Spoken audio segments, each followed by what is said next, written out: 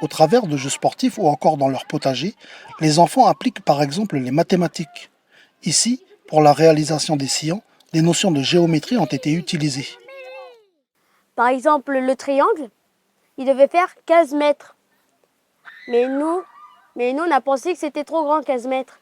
Et madame nous avait expliqué qu'il faudrait trouver un chiffre qui était égal à 15 mètres.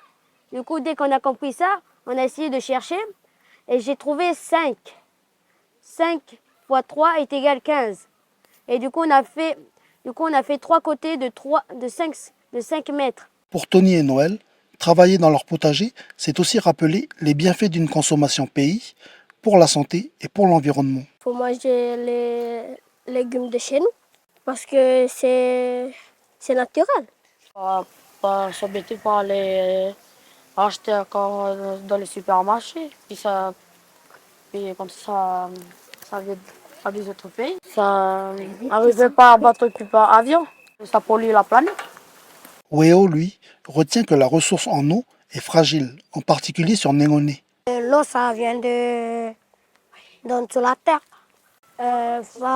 Faut pas polluer l'eau et parce que c'est important parce que si vous polluez l'eau, ben après on peut être malade et puis pas d'eau pour arroser les plantes.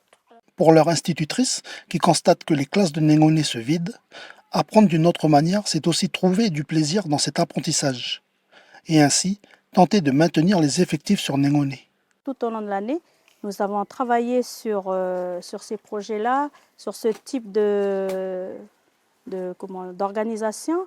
Et c'est vrai que tous les enfants, ils étaient impliqués dans chaque activité, que ce soit en sciences, en mathématiques ou en sport.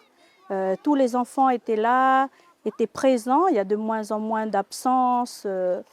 Les problèmes de comportement aussi, on les voit plus épanouis. Demain, les écoliers de Lille présenteront leurs différents projets à Wabao lors de la fête de la science.